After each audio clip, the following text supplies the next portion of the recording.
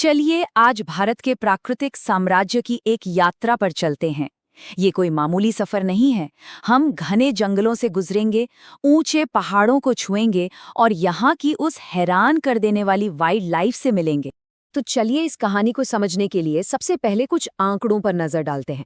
और यकीन मानिए, जब भारत की नेचुरल हेरिटेज की बात आती है तो ये नंबर सचमुच हैरान कर देने वाले हैं। सोचकर देखिए, पूरी दुनिया में सिर्फ 12 देश जिन्हें मेगा बायोडाइवर्सिटी हॉटस्पॉट माना जाता है, और भारत गर्व से उनमें से एक है। इसका सीधा सा मतलब है, हमारे देश में पेड़ पौधों और जानवरों की इतनी ज्यादा वैरायटी है कि ये पूरी दुनिया के लिए एक कीमती खजाने जैसा है। तो चलिए इस खजाने को थोड़ा और करीब से देखते हैं। सिर्फ पेड़ पौधों की ही बात करें तो ये नंबर पहुंच जाता है 47,000 पर। जी हाँ, 47,000 तरह के पौधे। इसी वजह से हम दुनिया में 10वें और एशिया में चौथे नंबर पर हैं। मतलब फूलों से लेकर जड़ी बूटियों तक हरियाली का एक पूरा यूनिवर्स ही बसा है यहाँ। और कहानी यही नहीं रुकती। जानवरों की दुनिया तो इससे भी बड़ी और अनोखी है। भारत में लगभग 90,000 अलग अलग एनिमल स्पीशीज का घर है। जरा सोचिए, छोटे छोटे कीड़ों से लेकर बड़े बड़े हाथियों तक हमारे जंगल और मैदान कैसे जिंदगी से भरे हुए हैं। तो इस सफर में आगे बढ़ने से पहले 2 शब्द हैं जो बार बार सुनने को मिलेंगे: फ्लोरा और फौना। बहुत आसान है। फ्लोरा मतलब किसी भी जगह के पेड़ पौधे, और फौना मतलब वहां के जानवर। सिंपल। तो चलिए अब भारत के इसी फ्लोरा और फौना की दुनिया में और गहराई से उतरते हैं। तो हमारी ये यात्रा शुरू हो रही है भारत के सबसे घने, सबसे रहस्यमयी जंगलों से, यानी ट्रॉपिकल एवरग्रीन फॉरेस्ट। इनको उष्णकटिबंधीय सदाबहार वन भी कहते हैं। ये वो जगहें हैं जहां हरियाली कभी खत्म नहीं होती, साल के 365 दिन। अच्छा, अब जरा इस नक्शे को देखिए। ये जो गहरे हरे रंग के इलाके दिख रहे हैं ना, बस यही हैं इन सदाबहार जंगलों के घर। ये वेस्टर्न घाट की पहाड़ियों से लेकर दूर अंडमान निकोबार आइलैंड्स तक और उधर असम से लेकर तमिलनाडु के कोस्ट तक फैले हुए हैं। इन जंगलों की सबसे मजेदार बात पता है क्या है? इनकी बनावट। ये किसी मल्टी स्टोरी बिल्डिंग की तरह होते हैं। सच में। सबसे नीचे जमीन पर झाड़ियां, फिर उसके ऊपर छोटे पेड़, और फिर सबसे ऊपर 60 मीटर से भी ऊंचे आसमान छूते पेड़। और हर फ्लोर पर अलग अलग तरह के जानवरों का अपना अपना घर होता है। तो आखिर क्या चीज है जो इन जंगलों को इतना खास बनाती है? सबसे पहले तो बारिश। यहाँ 200 सेंटीमीटर से भी ज्यादा बारिश होती है। इसी वजह से यहाँ के पेड़ कभी एक साथ अपनी पत्तियां नहीं गिराते, और जंगल हमेशा हरा भरा रहता है।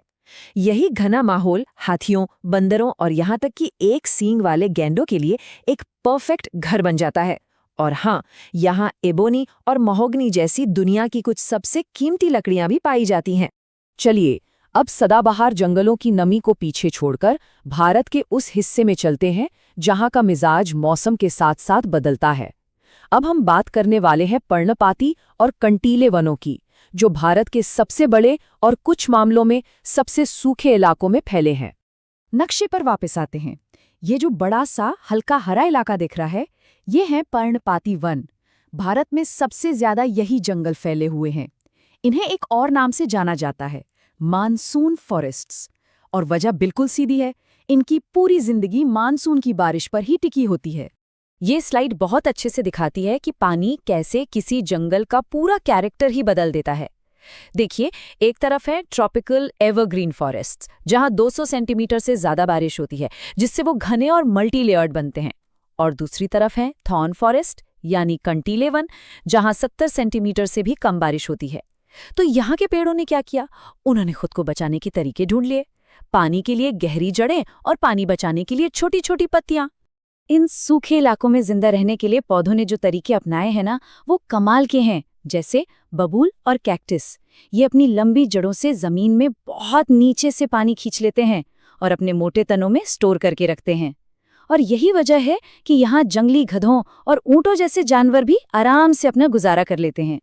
चलिए अब भारत के 2 बिल्कुल अलग अलग किनारों का सफर करते हैं। एक तरफ बर्फ से ढकी आसमान छूती चोटियां, और दूसरी तरफ समंदर के खारे पानी में डूबे हुए तटीय जंगल। पहाड़ों पर ऊंचाई ही सब कुछ तय करती है। जैसे जैसे हम ऊपर चढ़ते जाते हैं, पेड़ पौधे पूरी तरह बदल जाते हैं। ये बिल्कुल ऐसा है जैसे एक ही पहाड़ पर आप टेम्परेट जोन से शुरू करके टुंड्रा तक का सफर कर रहे हों। करीब 1000 से 2000 मीटर पर ओक जैसे पेड़ मिलेंगे, फिर 1500 से 3000 मीटर पर पाइन और देवदार जैसे पेड़, और 3600 मीटर से भी ऊपर पहुंचने पर पेड़ पौधे लगभग गायब हो जाते हैं और सिर्फ घास और काई नजर आती है। और इन बर्फीली ऊंचाइयों पर कौन रहता है? हिमालय के असली सर्वाइवर्स, याक, तिब्बती एंटीलोप, स्नो लेपर्ड और वो बेहद खूबसूरत और रेयर रेड पांडा। इन सब ने खुद को इतनी जबरदस्त ठंड के हिसाब से ढाल लिया है कि ये वहां आराम से रहते हैं।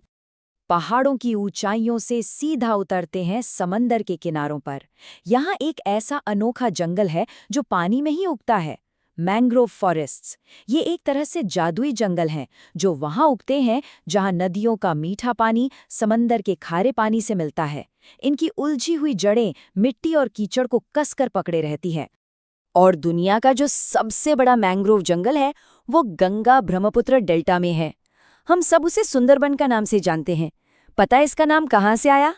यहाँ मिलने वाले सुंदरी पेड़ों से। लेकिन इस जंगल का असली राजा तो कोई और है, दुनिया का सबसे मशहूर शिकारी, द रॉयल बंगाल टाइगर। तो हमने अलग अलग तरह के जंगल देख लिए, पहाड़ देख लिए, लेकिन इन घरों में जान कौन डालता है? यहाँ के जानवर। तो चलिए अब मिलते हैं भारत के कुछ सबसे शानदार वाइल्ड एनिमल्स से। ये एक ऐसी बात है जो भारत को पूरी दुनिया में स्पेशल बनाती है। क्या किसी को पता है कि भारत दुनिया का अकेला ऐसा देश है जहां टाइगर और लायन दोनों अपने नेचुरल हैबिटेट में रहते हैं? बाघ तो फिर भी कई जगह मिल जाते हैं, लेकिन एशियाटिक लायन का जो आखिरी घर बचा है वो सिर्फ गुजरात का गिर फॉरेस्ट है। लेकिन ये जंगल सिर्फ जानवरों का घर ही नहीं है, ये एक तरह से एक जीती जागती नेचुरल फार्मेसी भी है। हजारों सालों से हमारे पूर्वज इन पेड़ पौधों में छिपे मेडिसिनल गुणों का इस्तेमाल करते आए हैं। हमारी जो प्राचीन चिकित्सा पद्धति है आयुर्वेद, उसमें 2000 से भी ज्यादा ऐसे पौधों के बारे में बताया गया है। इनमें से कुछ तो हमारे घरों में ही मौजूद हैं, जैसे तुलसी जो सर्दी खांसी के लिए बेस्ट है, या फिर नीम जिसके एंटीबायोटिक गुण सब जानते हैं, और कुछ बहुत ही खास हैं जैसे सर्पगंधा जो सिर्फ भारत में मिलता है और ब्लड प्रेशर कंट्रोल करने में मदद करता है। अर्जुन से लेकर जामुन तक हर पौधे में सेहत का कोई ना कोई राज छिपा है। तो इस पूरे सफर के बाद एक बहुत ही गहरा सवाल सामने आकर खड़ा होता है। सवाल ये है कि क्या होगा अगर पौधे और जानवर धरती की सतह से गायब हो जाएं? क्या इंसान ऐसी सिचुएशन में सर्वाइव कर पाएगा? ये सिर्फ एक सवाल नहीं है, ये एक चेतावनी भी है। ये हमें याद दिलाता है कि इस नेचुरल किंगडम को बचाना कोई चॉइस नहीं है, ये हमारे अपने सर्वाइवल के लिए जरूरी